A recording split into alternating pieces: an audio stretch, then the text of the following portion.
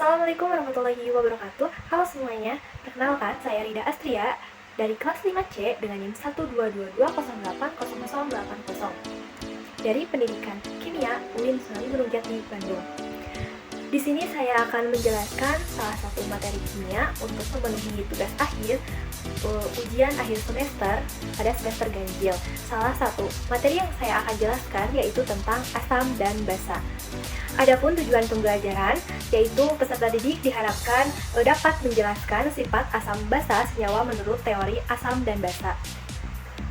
Nah, teman-teman udah pasti sering mendengar soal asam dan basa. Kali ini saya akan membahas secara teorinya.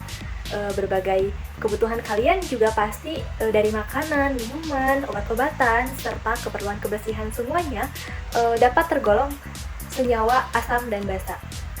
Kalian mungkin dengan gampang bisa menentukan sifat larutan dari rasa, ya kan? Nah, secara umum yang berasa masam tergolong senyawa asam dan yang getir adalah senyawa basa. Tetapi tidak semua kita mencicipi karena sifatnya yang berbahaya. Nah, ayo kita bahas konsep asam basa menurut beberapa ahli.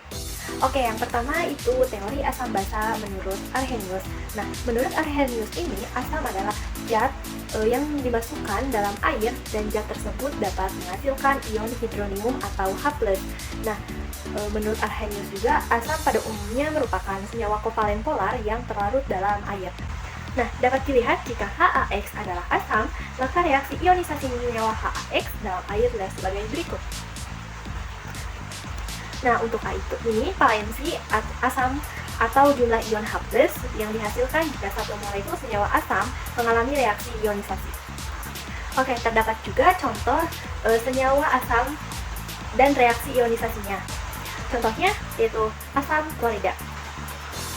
Nah, HCl ini mengalami reaksi ionisasi yaitu melepas H+ dan Cl-.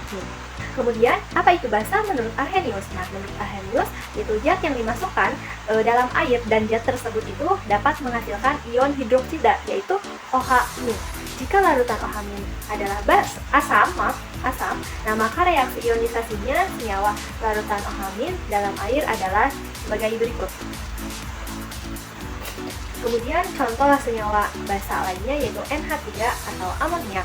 Nah, merupakan senyawa kovalen polar tetapi bersifat basa karena dalam air dapat menghasilkan ion hidroksida, yaitu dapat dilihat persamaannya. Nah, teori asam basa dari Arrhenius ini tidak bisa menjelaskan sifat asam basa pada larutan yang tidak mengandung air. Maka, kelemahan ini diatasi menggunakan teori yang selanjutnya, yaitu Bronsted-Lowry. Nah, teori asam basa menurut Bronsted-Lowry menjelaskan sifat asam basa larutan dengan jenis pelarut yang bermacam-macam. Nah, menurut Bronsted-Lowry ini menjelaskan asam adalah spesies ion atau molekul yang dapat memberikan ion H+, sedangkan atau donor proton, dan basa adalah spesies yang dapat menerima ion H+ atau aseptor proton. Nah, berikut adalah contoh teori yang dapat menjelaskan sifat asam basa menurut Bronsted-Lowry. Dapat dilihat persamaan reaksinya. Nah, dari peristiwa transfer proton tersebut, maka masing-masing larutan dapat dijelaskan sebagai sifat asam dan basanya sebagai berikut. HCl ini bersifat asam karena memberikan ion H+ pada molekul H2O. Kemudian si H2O bersifat basa karena menerima ion H+ dari HCl. Dapat dilihat persamaan reaksinya. Nah, H3O+ adalah asam konjugasi dari H2O. Dapat dilihat juga persamaan reaksinya. Nah, asam basa konjugasi atau basa dan asam konjugasi. Nah, garis hubung berikut menunjukkan pasangan asam basa konjugasi. Dalam kesempatan lain, Lewis ini mengemukakan teori asam basa yang lebih luas dibandingkan kedua teori sebelumnya, dengan menekankan pada pasangan elektron yang berkaitan dengan struktur dan ikatan. Menurut Lewis ini, asam basa adalah akseptor pasangan elektron, sedangkan basa adalah donor pasangan elektron.